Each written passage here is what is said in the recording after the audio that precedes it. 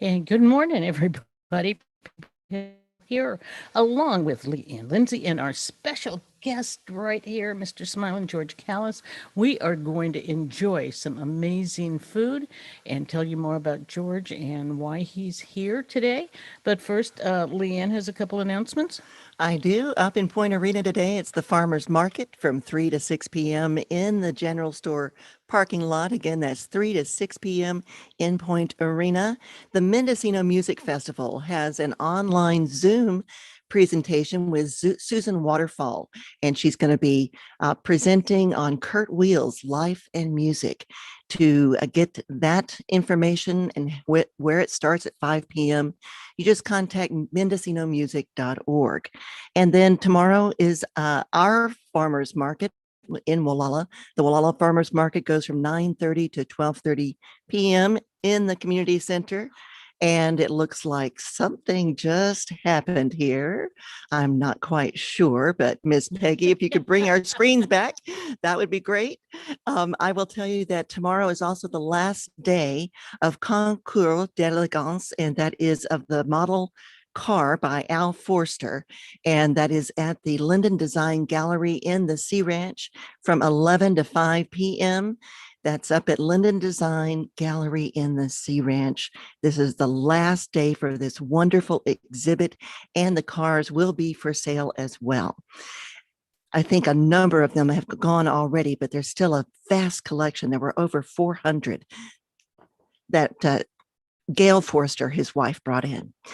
He collected them for a long, long time. Also, today is the Gualala Food Bank. They are distributing food at the Gualala Baptist Church, and that's from 11 a.m. to 12:30 p.m.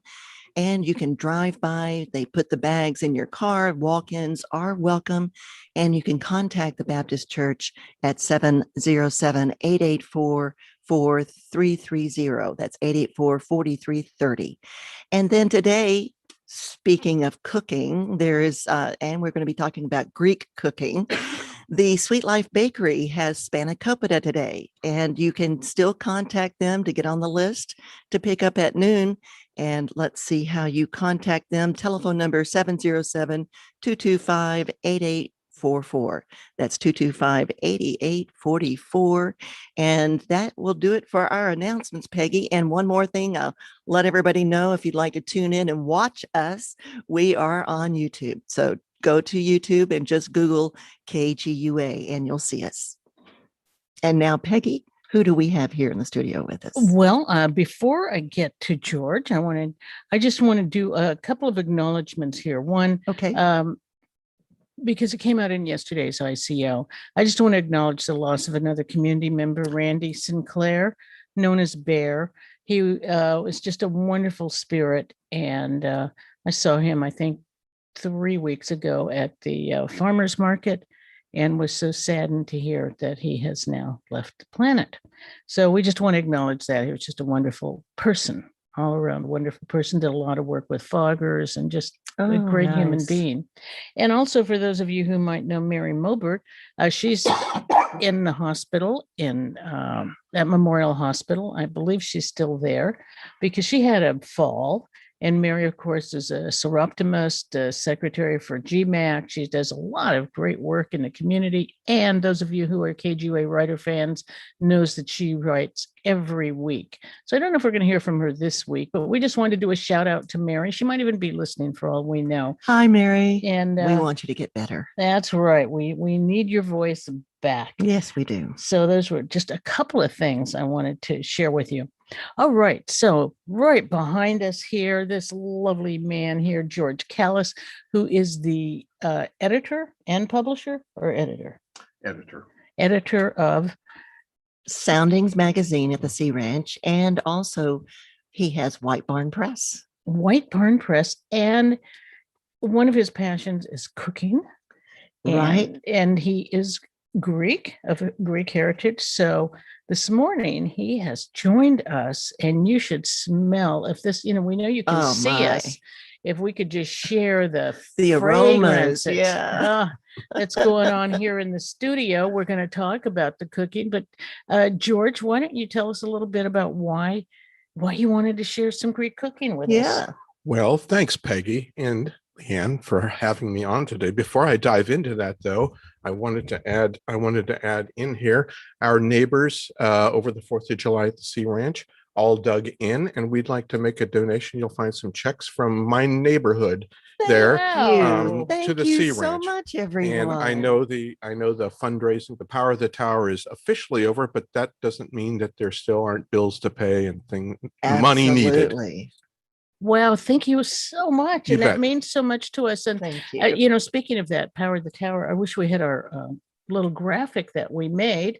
We've been posting it, Leigh, and I posted a graphic and little thank you cards, or not thank you personal cards, but some nice cards going out. We raised, at this point, I will tell you, over $35,000. Over $35,000. And we have put Great. that to lots of good work. You know, Repairs, equipment replacement at both tower and in here in the studio, and other things. We've got overhead to pay at both the tower and the studios. And we've got some equipment, new equipment we had to install. It's constant paying our attorneys for things that must be done to make the FCC happy. The fiduciary responsibilities, as I always call them, the stuff that we have to do to be responsible radio station owners. Anyway, I did wrinkle my nose only because it's just one more thing that we have to do. But anyway, thank you all for helping us and keep the programming going. And we all know that you love Peggy's Place. And so with Leanne and George and Hera, if you are listening, I don't know if you're listening, we just met a new friend named Hera, and she is also Greek. And we'll see whether or not she's listening. But George, let's. And you know, George has a long history from way back writing about architecture in the Bay Area and writing about Sea Ranch architecture. Correct. Yeah, that's correct. But today I wanted to come in because, like probably most of us know, if you go down to the big Google headquarters or Apple or wherever, they have a big fancy restaurant and kitchen. And if you work there, you can get all the food you want to eat for free. So I thought, for one day, why can't KGUA kind of have a little something to eat? I don't think we'll do it every single day, but we'll pretend. How about that? We love it, especially because it's coming from the Olympia Cafe. That's right, which is a fictitious company, but today it's real. I wanted to tell you a little bit of background on Greek cuisine, and you'll hear this often referred to as Mediterranean cuisine or the Mediterranean diet, which all the countries around the Mediterranean share many, many different foods and spices and herbs, and they take on their own unique or regional qualities from country to country. That was all largely because of the existence of the Ottoman Empire, which was a predominant world power in the Eastern Mediterranean and North Africa and Europe and well into Asia. And they conquered many of the lands that we now know by other names. Greece was one of those lands. And because they were traders and they moved goods and people and things all over, foods from Asia migrated to Greece, foods from Greece migrated to North Africa. And so there was this giant blending of foods and stuff until you had a cuisine that now we'd call it Mediterranean cuisine. We're going to talk about Greek food here, and I've brought some Greek food in for you, but you'll find that it has similarities to other parts of the Eastern Mediterranean. You'll have seen these foods maybe in a slightly different fashion. Hey, Greece, just a little bit more background before we actually get into the food. So Greece is historically a poor country and a resource poor country, even more. Greece is the land of Greece is predominantly mountains and sea, very little arable land. So you don't find, and very poor soil, rocky, poor soils. So you don't see big cattle ranches in Greece because there's not enough flat land for cattle. Right. Instead, you'll see things like see animals like sheep or goats who can live on, particularly goats who can live on rocky and poor soils, and they're kind of indiscriminate about what they'll eat. But even then, that's limited for people to have. They won't have large flocks or large amounts. So the diet tends to be more plant and vegetable based, and meat is more of an occasional thing. Traditionally, meat is more of an occasional thing. Today in modern Greece, if you go there, unfortunately, in my opinion, you will find a McDonald's, and I think that's too bad, but we can chalk it down to the progress of man, I suppose. I think they're everywhere. Right. Probably right. not Antarctica yet, but if Yeah. they could, they would. Why don't we talk about some of the herbs and spices Let's that do are that. traditional? Yeah, let's do that. So really the jumping off point for Greek foods and Greek flavors are what I call the holy trinity of Greek cuisine. And that terms, it seems like every cuisine or ethnicity has something, that the three ingredients that they use all the time. So the holy trinity, and for those of you who are religious, you can bring up whatever that connotes to you is a-okay. But those three ingredients that you find used constantly in almost every dish are olive oil, because Mhm. olive trees have Yeah. grown since ancient times in Greece. They thrive in really poor soils. They thrive in the Mediterranean climate, which is Mhm. not that different from Northern California, Right. where you have wet winters, very dry summers and falls, and they can thrive. There's examples still living today in Greece of olive trees that are several thousand years old. So olive trees are ubiquitous across Greece, and that means olive oil goes with it. So olive oil is a key ingredient. We love olive oil. Yeah, it's a key ingredient. We'll come back and talk about. Okay. I have an opinion or two about olive oil, which we'll come All back to. right. The second ingredient that's part of the Holy Trinity are lemons. Mm. Those also grow in Greece. The citrus trees grow well, lemon grows well, Right, and Greeks right. put lemon on everything. So many ingredients call for lemon. The third one, and now we're into the herbs, is oregano. Common throughout Yes. Greece. If you're really fortunate, you can obtain wild oregano and dry it yourself, and it'll vary from region to region or district to district, or one side of the island to the other side of the island. You get all different qualities, and people swear by this oregano from my village is the finest that there ever was. Greek oregano is pretty good, and we'll talk a little bit more about Greek oregano as opposed to other types of oregano. We'll come back to that. But a lot of the other spices that now we know in America, over in the past, as Americans, we weren't real adventurous as far as ethnic foods went. We kind of knew meat and potatoes, and depending on where you lived, maybe something else. Everybody had some Mexican food, but that was because Taco Bell was out there. But maybe you were lucky and had a family-run Mexican place, but you might not have ventured out too far from there. I myself, I grew up in the Midwest. I was 17 and on a trip to San Francisco the first time I had Chinese food. Mm-hmm. What part of the Midwest did you grow up I in? grew up in Kansas City. Oh, you're right in the middle. Right in the middle, just Yeah. a little bit north of Oklahoma, That's where right. you're from. Yep, And I know. East Texas, where I'm from. Yeah, absolutely. But there, growing up, there weren't any Chinese restaurants in Kansas City. There was no Asian food whatsoever, and we never had it. And my parents, both being Greek, weren't at all familiar with that kind of food, and so we never experienced. I was 17 and had a meal in Chinatown, and I said, "Wow, this is pretty tasty. What is this food? How do they make this?" But I think that experience would have been common to many Americans through the 50s, 60s, and 70s, where you kind of didn't venture outside unless you were part of an ethnic group and you knew your own group's food. But the vast swath of America was to anything. For Greek cuisine, that began to change in the mid 70s with a book called Adventures in Greek Cookery. This is a book you'll find in every Greek American home. It's a little bit dated now, but it was a first attempt to share traditional Greek dishes with Americans. Sort of similar to what Julia Childs did with French cooking. Before she came on the map, most Americans had maybe never had any kind of French food, or maybe only had it once if they were in Europe. And she popularized it and said, no, you can learn these foods. Well, this book, Adventures in Greek Cookery, fulfilled a similar role. Now, fast forward a bit into the 80s and 90s, and we've seen a proliferation of ethnic foods available in the United States, right? We've got, even here in Gualala, not a heavily populated area, how many different ethnic restaurants have we got? We've got a nice handful.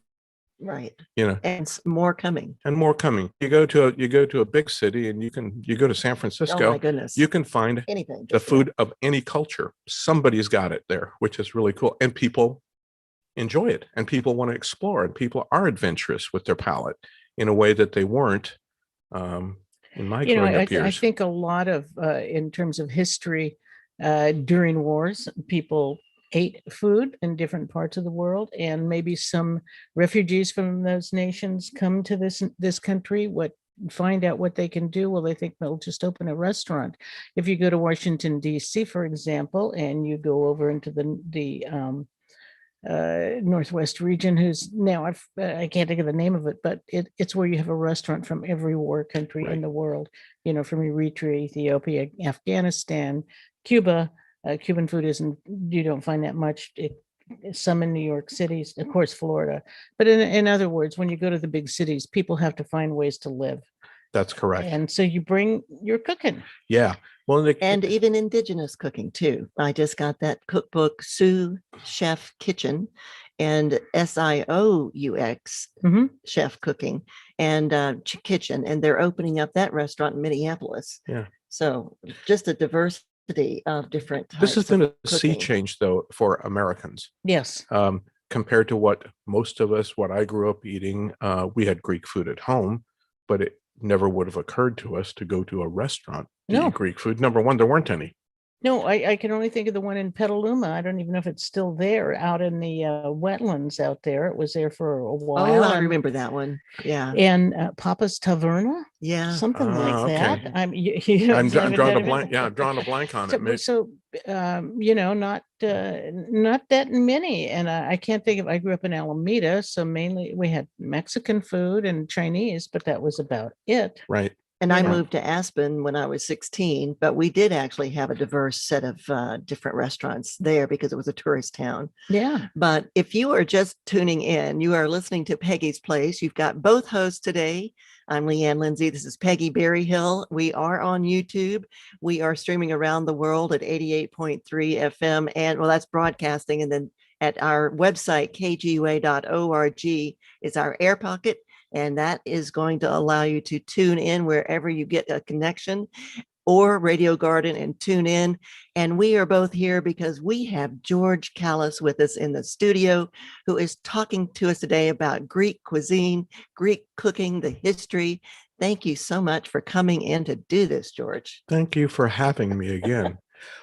Following up, Peggy, with what you were saying, when Greeks came to the United States, many of them got into the restaurant business, but they weren't preparing Greek food. They were preparing American food because, like a lot of immigrant groups, from 1900 and on up, their first goal was to get into the country, be able to stay here, and their next thing was to find a business or a job that they could work in and everything. And many of them got into the restaurant or diner business, but they were those restaurants and those diners were all serving American food because they thought that's what people want and that's what we're going to do.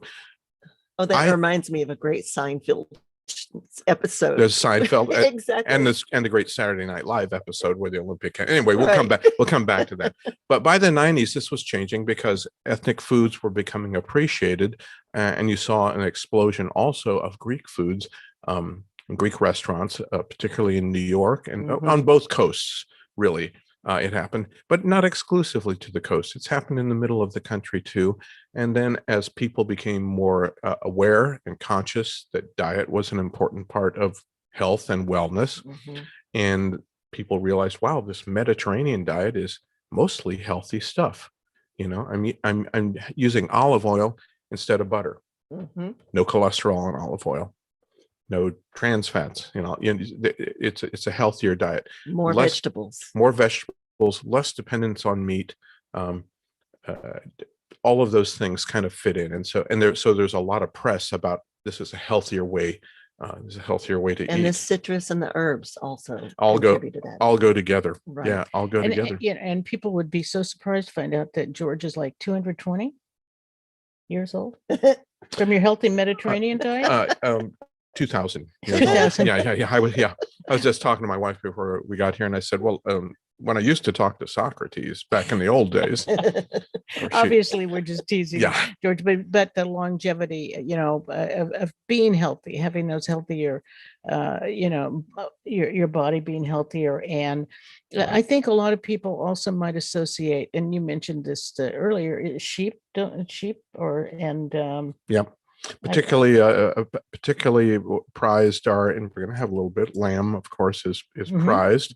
Right. Sheep's milk is used in the making of cheese, love and it. so there's all of those things happen. They also goat is also used, same thing for milk and sometimes for the meat of What about goats. fish? cheese. Fish is very popular Yeah. in Oh, Greece what about because Pure what's the delicious. number? I think you can't. I think it's physically impossible to be in Greece any farther than 50 miles from the sea.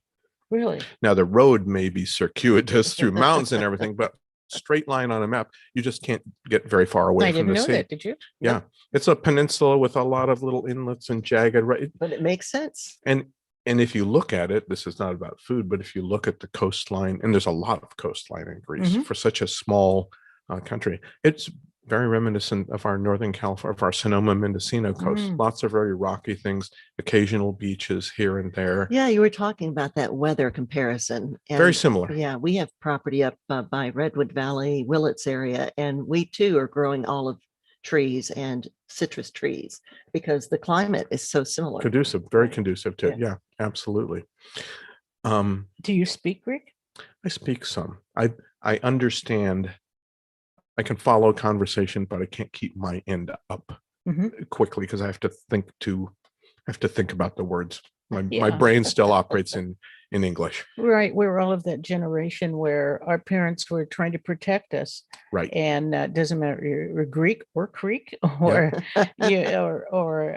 Polish, Italian. You find a lot of people of our generation that Right. might understand or might not, and certainly our tongues are not adjusted to it.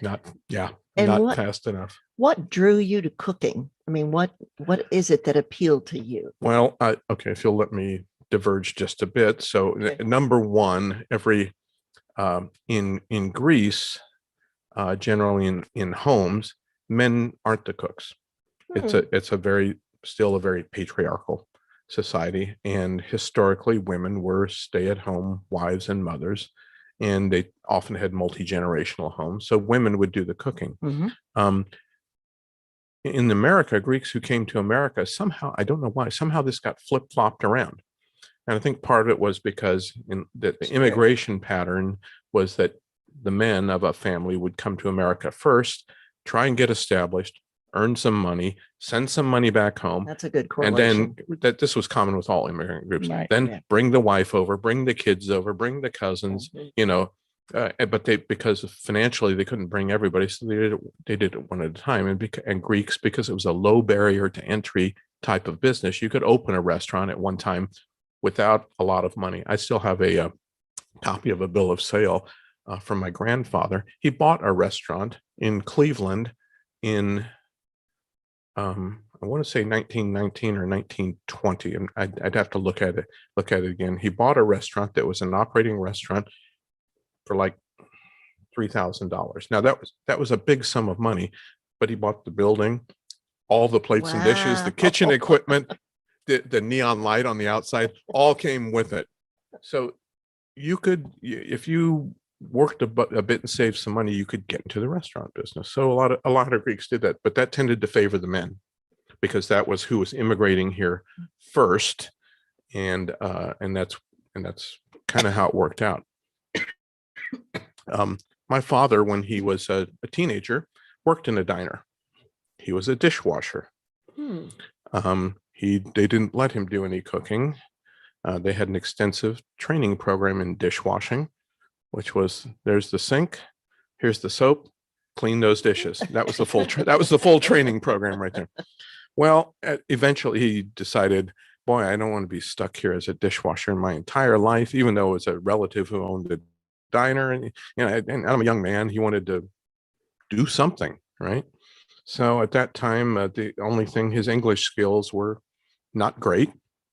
His education was not great because he'd grown up in Greece during the war, which completely interrupted Right. all forms of life, including schooling. And so he joined the military. He enlisted. You got a paycheck. They housed you. They clothed you. You got medical care. You got dental care. These were all things that were like, this was like a gold mine to someone like my father, Right, a right. doctor I could see whenever I wanted, unbelievable, like that. In the wisdom of the United States Air Force, they tried to figure out everybody who joins the service, you have a job. You're assigned to some kind of job. Some people in the Air Force get to be pilots. My father wasn't going to get to be a pilot. Some of them are mechanics. No, my father wasn't going to be a mechanic at all. Somebody, I imagine, some officer in the Air Force said, well, he's Greek. Stick him in the kitchen. So in order to escape No profiling. in order to escape the drudgery of being trapped in a restaurant all his life, he joined the military, who promptly put him into the kitchen. So he learned to cook. That's how he For learned a it. lot That's of food for a lot of people. a lot of, Yeah. three times a day. Yeah. So there it is. Handcuffed to the kitchen. But Yeah. from that, you learned about cooking from I did. from your father. From my father. My mother and grandmother tended to do more baking, and I don't have any of the elegant and tasty Greek pastries, which most of us are familiar with, because I don't really know how to do those well. My I do love them. My sister is excellent at it and has studied and practiced over and over, but she's not here today, so we're not going to get any pastries today. And maybe a future time. But I do have some dishes All right. that I'm going to share with you. So let me tell you. Can I just pass them out? Sure, right if now, you're and ready to do that. I mean, are you ready to taste, Leigh? Why not? I think our listeners and watchers on YouTube might be interested to see this stuff now. I bet they and are. to hear about it. So before I start handing this out, let me come back. The one takeaway that I would say to all of your viewers, I mentioned the Holy Trinity of Right. olive oil, Olive oil. lemon, and oregano. Right. All those three together, and I'm going to give this a little shake. This is an olive oil and lemon, and it's got oregano and salt and pepper, and you can put whatever herbs you want in it. This can be used as a salad dressing. Use it every day. I have a big bottle. Normally at my house, this is full all the way, and I'm giving it a little shake to mix the olive oil and the lemon.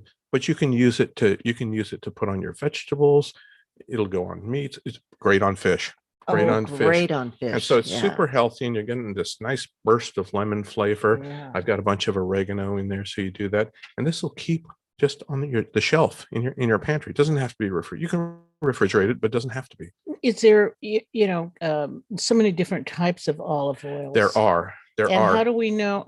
Now, actually, Carolyn Ducato came in one day. As many of our listeners know, Carolyn comes in, and one day she did a olive oil tasting for me. We've done that. That Was too. interesting. Here's my recommendation on olive oil, and I think it's going to mirror what Caroline said. I happen to buy Greek olive oil from an ethnic store in San Francisco.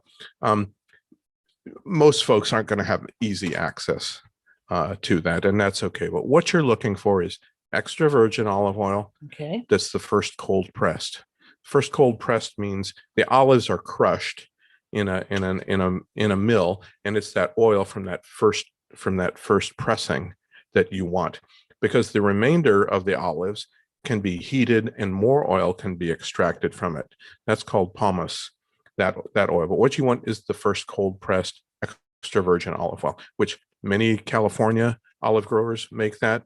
Both of our supermarkets will have, I think, a selection of them. And it's another one of those things. Probably 30 years ago, you'd have been hard pressed to find maybe one kind of olive oil on the shelf.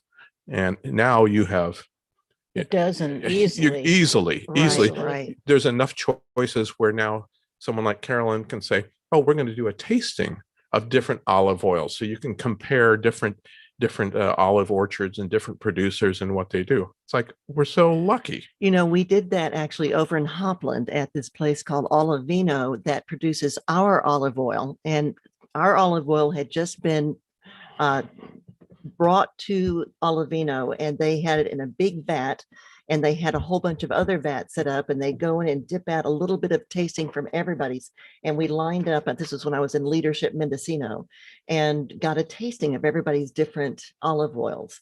And ours too is the extra virgin first cold pressing. It's an excellent olive And oil. it has a number of varietals in it as well. Yeah. The varietals also make a difference. That's what you want. EVOO, extra virgin olive oil, first cold pressed is what you want. After that, you can compare the different ones and enjoy the one that suits your taste. And look at what he has All right. in his hands. We've right got, now. I don't know if I'm everyone gonna can see just it. You can Bring put it right up. toward the camera So we've you got- can see. we've got- Wow, I We've got smell it. 3 items here. And so you'll see some watermelon there. And that Ooh. watermelon has some olive oil mixed with it and crumbled feta in it. And then it's garnished with a mint leaf. I Watermelon. did this, remember, for our one of the Marion Patterson when we were Oh, over at yeah, lunch. yeah. Same Yeah. thing. It's not an unusual dish, but it's First time I'd ever done it. yeah, it's Mhm. really common. And so the fun thing is the sweetness of the watermelon is balanced by the saltiness of the feta, and then the mint just gives you that nice Mhm. minty fragrance. So Mhm. that can be served. It can, in this case, I've served it as a salad. You could call it dessert too, for that matter. Yeah, if it you has a little bit of, is that onion? Yeah. And olive in there. and olives have been tossed in I there. like this. I did not add those in, and I like You can the add olives. extra Those spice. are Kalamata olives, which are a Greek olive, but Mhm. you could put whatever olives you happen to Isn't that enjoy the refreshing? most. That That's- is wonderful. We have a watermelon sitting at home. This is what's going to happen to our watermelon. There you go. There you go. And there's a Gonna- little bit of an extra spice in there. What is that?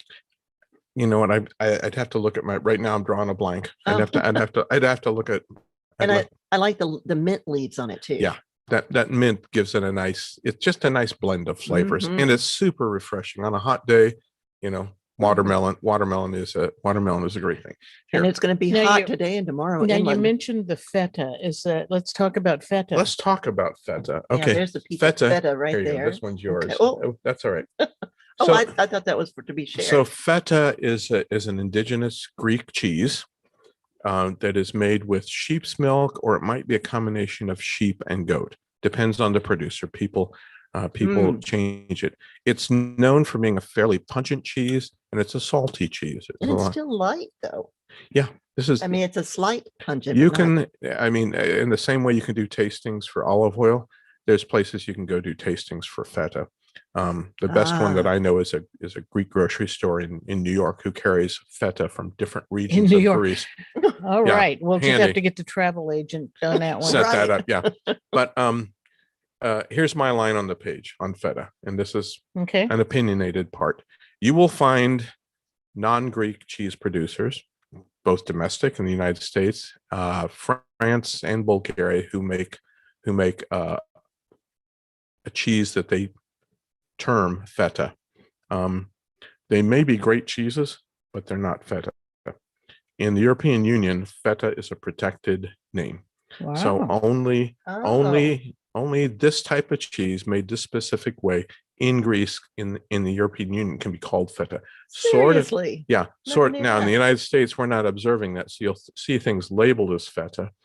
But my recommendation is buy Greek feta. So what is I what is just the learned difference? something. It's more pungent, and you get the saltiness. I bought one time that was a domestic producer, actually in the Bay Area, because I couldn't find any Greek feta here in Gualala. You can find it, and I'll tell you about that. Okay. But I substituted this other so-called feta in, and it was like cream cheese. It wasn't Mhm. feta at all. Mm, You know, would have been great on a that'll do. would have been great on a bagel, but it was not feta.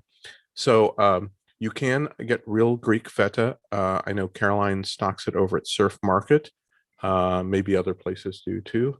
And ask for it by name. And Great. feta is sheep. Sheep, or a combination of sheep and goat milk. Okay. Um, And that must be what makes the difference between an authentic feta too. Yeah, it has to be sheep or goat's milk. Yeah, cow's milk's not used in Oh, feta okay. to my Mhm. knowledge. I'm not familiar with it. It has the salt is introduced because traditionally, this would have been a cheese that a shepherd or a goat herd would have made out in the field, Uh-huh. and when the cheese was done, he would have just wrapped it up in his handkerchief and stuck it in his pack, and that would be his lunch. There's no refrigeration, so because he'd be out in the mountains tending a flock or tending a herd or whatever, and that would be, maybe if you had a little bit of bread with you, that was going to be your lunch and maybe your What? dinner too. So the salt was there because it needed to be able to be preserved without any refrigeration. So Leanne is wanting to ask, how do you make cheese on the Thank fly? you. How That do you was make my cheese as you're question. just out in the field? You know what? Yeah, I don't. I've seen a shepherd in Greece who had cheese that he had made. I've never watched it done. I mean, I assumed they use something like, because you gotta have the curds and stuff and wring all the stuff out, and then it does the fermentation. I've never made cheese. We've got a lot of local cheesemakers. Somebody could probably tell you, but it would not have been But uncommon. there's like a cheesecloth or some kind of cloth that's used. Yeah. But first it's got to turn into curd. Right. gotta- It's got to yeah. turn into curds. You got to add something that's going to do that. And so you must Oh, have yeah. something you're carrying the milk in. So it Right, you've becomes got to some have kind of curd. Yeah, you've got to have something to cause it to curdle like that. What's the ingredient for cheese? I'm drawing a blank. I know it, but I can't I'm remember. sure right now. our listeners or watchers out there will have Somebody some will have ideas. somebody Yep. will have somebody will have the idea.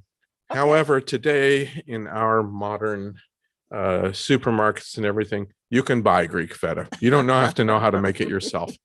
But if somebody wants to try, I would not discourage them. It is Okay. interesting this past year, people that have gotten into cooking in so many different ways, from making breads to doing a lot of things from scratch, because they wanted to experiment and grow their own food as well. So Yeah. I like reading about a lot of those things, but as you know, I I am know. not a cook. But I have enjoyed all of these blogs and the sourdoughs. Now, what have we got here? We have, Yes. let's go on to Yeah. our This is- next ingredient. This is called Spanakorizo from the two words. Oh.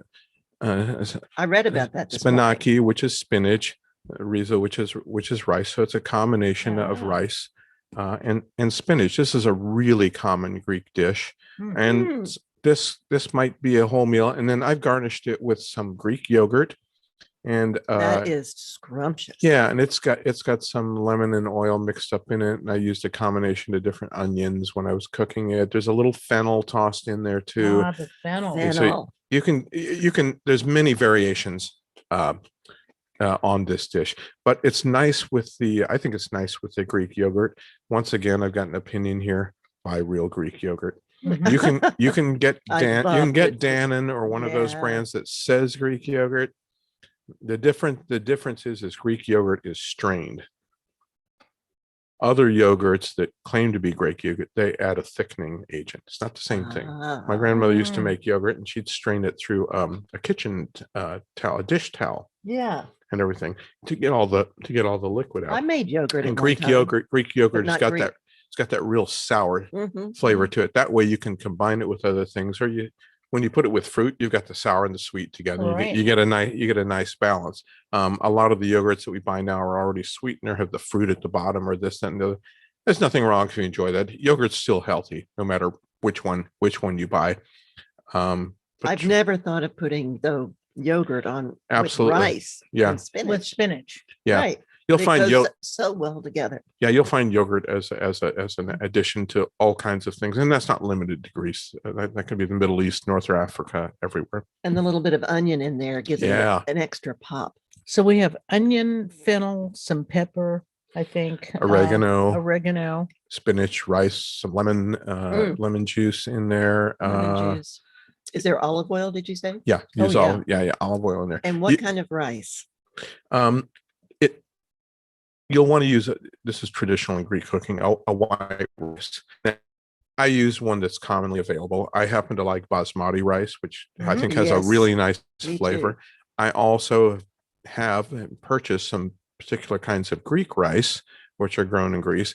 But any kind of rice that you like will work for this. It Mm. it just It just needs to be a good rice, and the kind you like works. Well, it's time for me to remind you, we are listening to Yes. George Calys, who is the editor of the Soundings over in the Sea Ranch. Soundings magazine. And so many other things. But George has been offering to share some of his Greek food, his heritage with us. Yes. And this is the morning you are listening to us munch quietly, that us being Leanne and I.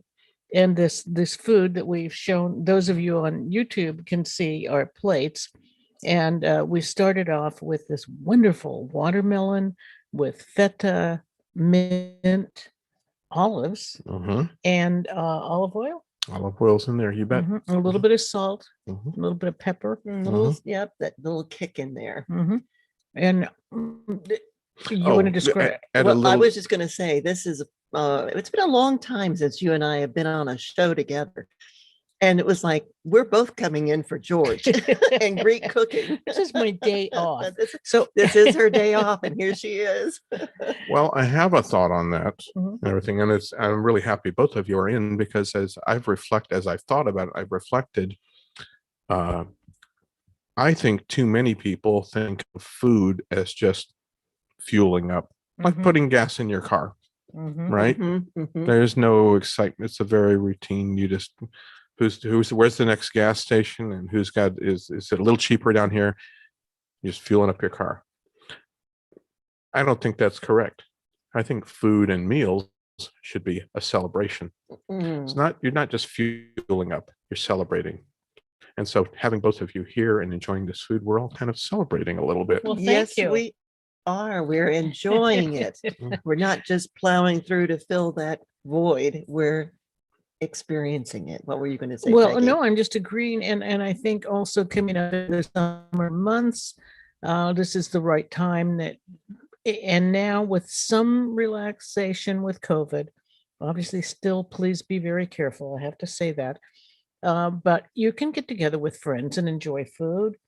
We've got the stone fruits coming up Right. soon. Yep. I bet they go well with olive oil and mint and They go everything. great. Yep. And Can you- yogurt. And yogurt. So all this coming up. Well, now we have some things on pita. What are we Okay. looking at here? This could be served as the entree. I've served these all up in small quantities for you all, so they're sort of like appetizer size, or in Greek those would be called mezis, which means Mezis. appetizer or hors d'oeuvre. So I've served these up. So what you have now is this is a beef and lamb mixture. It's got oregano in it. It's got some lemon zest in it. It's got a little bit of cumin in it, salt and pepper. And then it was braised Oh, wow. in a wine and beef stock mixture for a bunch of hours. This is so amazing. Wow. And these are all cool foods for the summer. I served them So you can prepare them in advance. right room temperature. I mean, I slightly heated these before we sat down, but at room temperature, you don't have to be hot. So Then- you made your own combination of the beef and That's correct. sheep. That's correct. Beef and lamb. Oh, beef and lamb. Yeah. Wow. And then it's served on a pita, which is a Greek flatbread. There's Yes, this is very, the texture of the flatbread is It's- nice and it's one of the betters. It's the brand is called Papa Pita. Papa Clever, pita. clever, huh? But it's actually a really good pita. Uh-huh. You can find the Sara Lee pita bread. It's like, if that's all I have, I'll eat it. Papa pita is not that I'm here to shill for anybody or not. Buy a good pita. I have to say, I've never seen Papa Pita around here, so we'll have to look for it. So what makes a good, if we're looking at the list of ingredients, how would we know it's a better pita? I like them soft and fluffy. Yes, I that's don't, what I I don't, like about Feel, this. it's yeah, I don't, touch. that's right. And then it needs, Soft and then and it needs to fluffy. have that nice flavor to it when you bite it. It Yes. shouldn't be heavy. You can get a whole wheat pita, and that's okay for people that like that.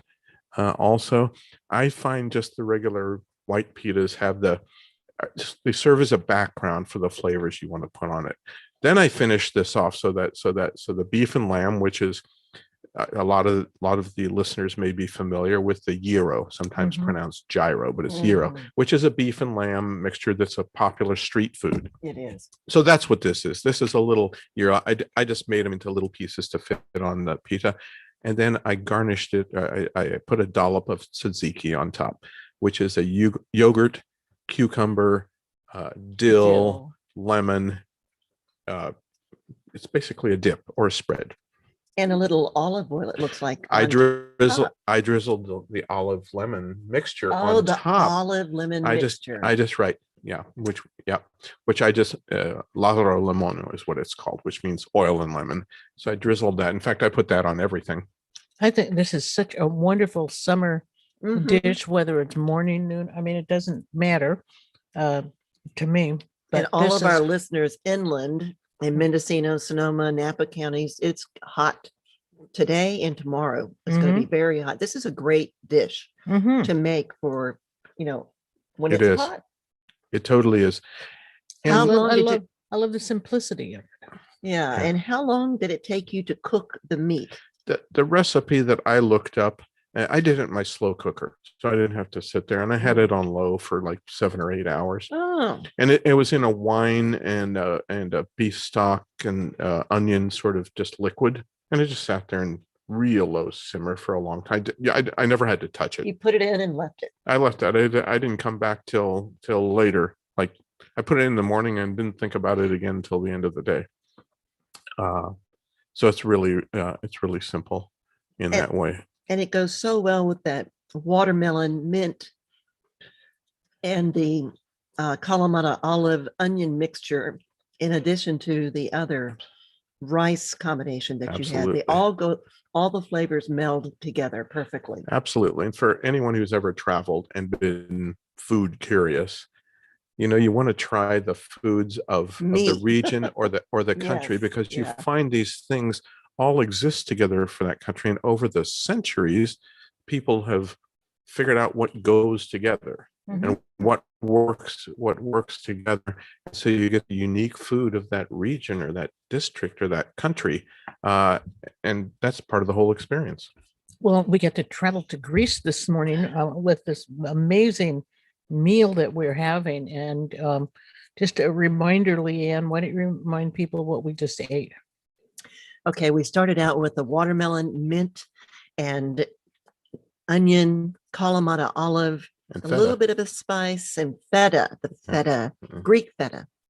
And then we had the rice that was mixed with the yogurt on top.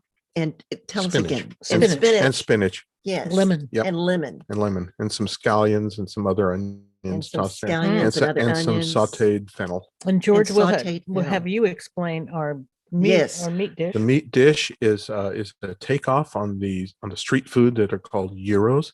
Everything. So this is a little triangle of pita served with a slice of a beef and lamb mixture that has oregano and salt and pepper and some lemon zest and a little bit of cumin, slice of that, and then a dollop of tzatziki sauce.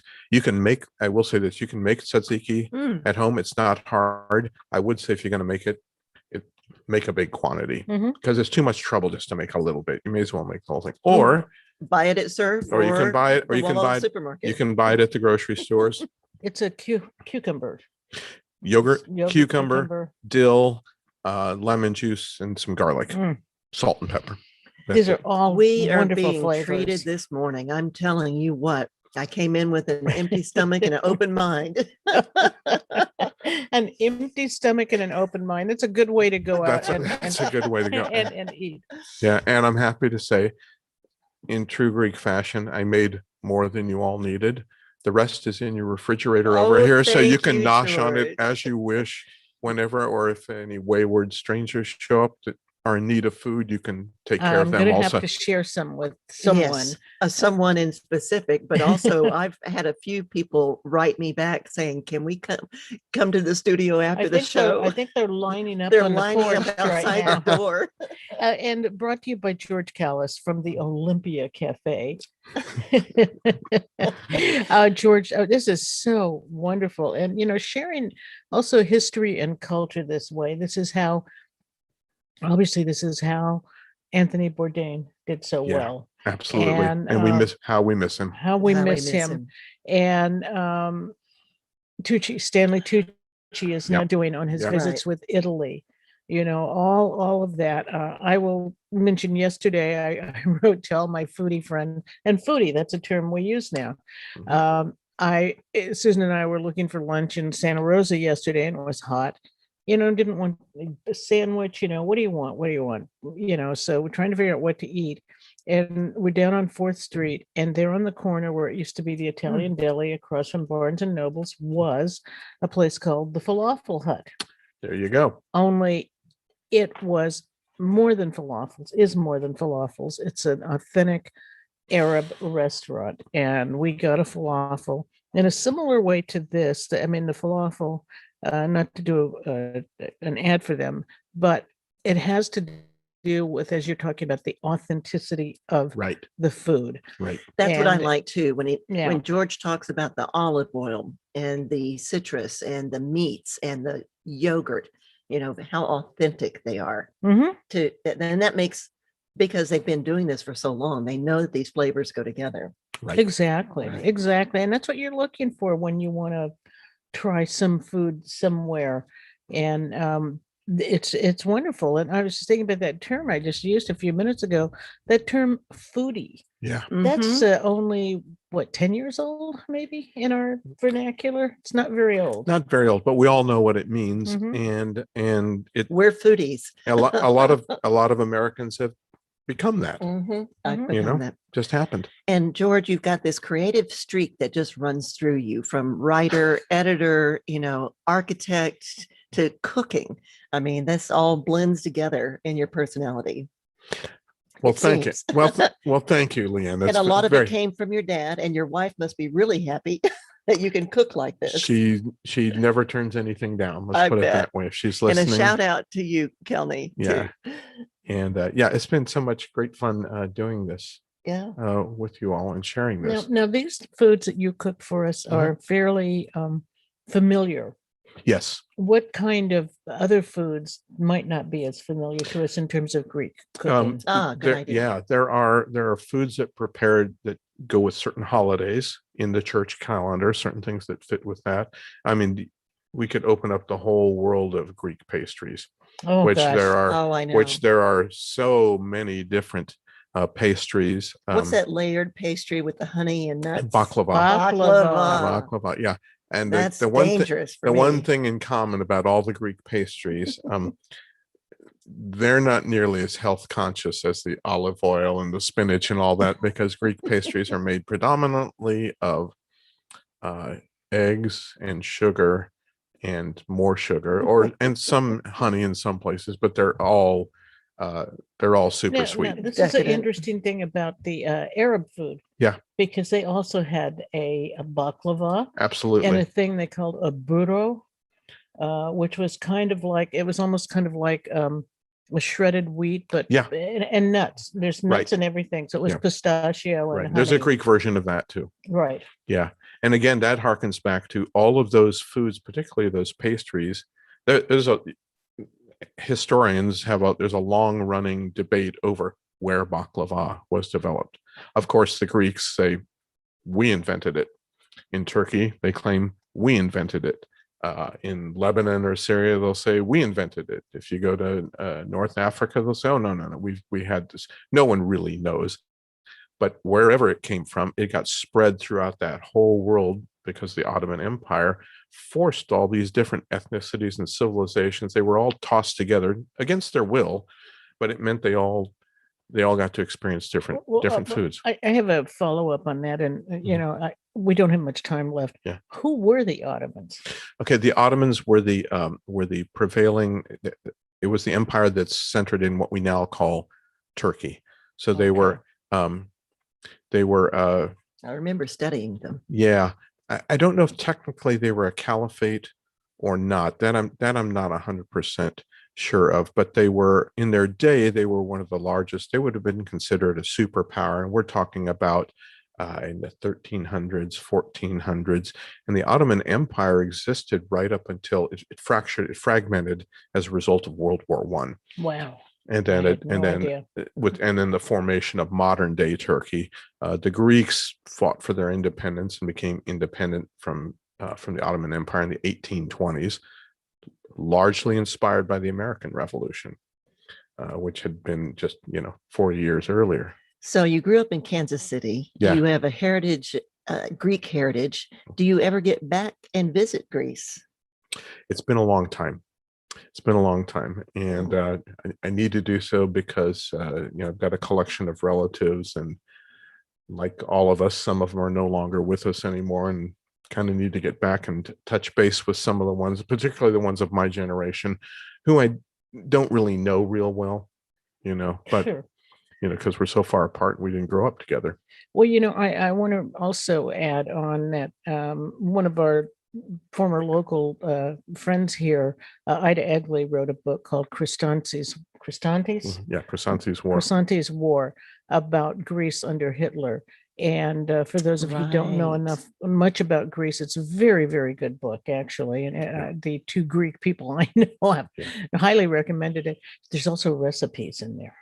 Yes, Some that's of those right. sweets Yeah, that's right. Yeah. in the book. So since we're talking about So there's food, all of those things. So maybe in the future, if we can lure my sister out to the West Coast and she feels so inclined to make you some pastries, maybe we can make that happen. I don't know for sure. Please visit. now is a souvlaki the same thing as a gyro?